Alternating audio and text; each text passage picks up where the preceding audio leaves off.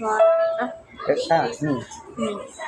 1, 2, 3, 4. That's re. 1, 2, 3, 4. 1, 2, 3, 4. Perfect. Okay, so ngayon, ang next naman natin aaralin ay ang half note. So, kanina inaral natin ay full note. So, 4 counts. Diba? So, ngayon naman ay half note. Pag sinabing half note ay kalahati. Okay, so, ang bilang natin sa half note ay 2 counts. Ilan nga? 2 counts. Okay, so for example, ito.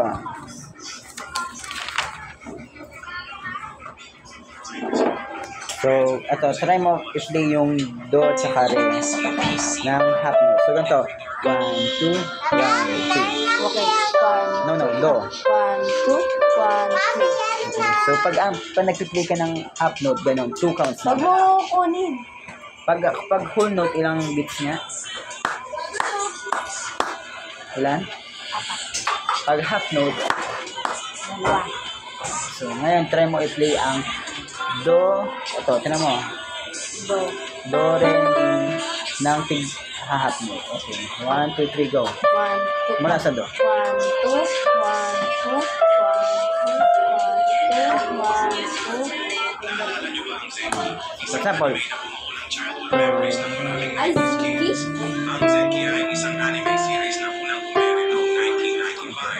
try mo. Do, do, re, mi.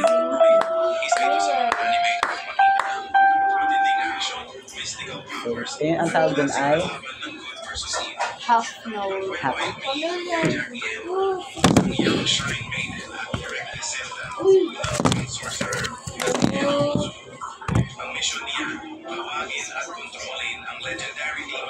Okay, so kanina ay puro full note, half note. Ngayon naman dadako tayo sa quarter note.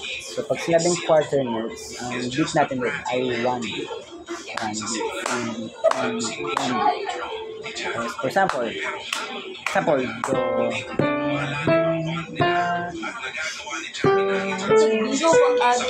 so 1 beat kada isang note.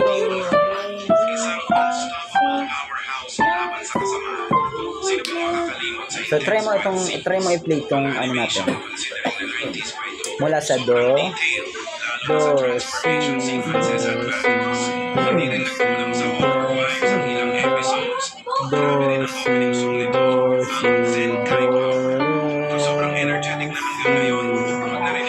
Okay. mga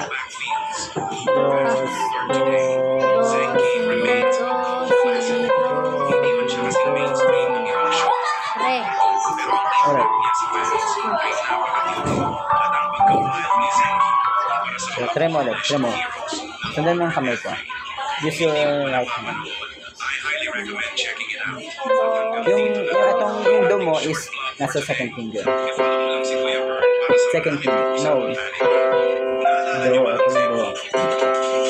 So yung first finger ay nasa one do. So nasa second. So try mo play ang do. So nga.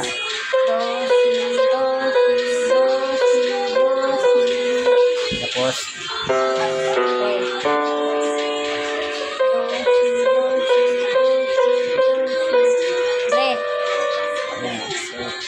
ang pinipili natin ngayon is tatlong notes. So kada notes ay merong 1 beat. So do, si, do, si, do, si. Ulit. Do.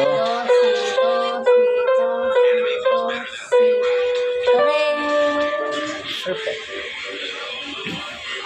Okay, so yun ang kailangan mong aralin. Ulit, full note, ilang beat nga. 1, 2, 3, 4. Pag half note, Dalawa. quarter note, 1, 2. 1 beat. Okay.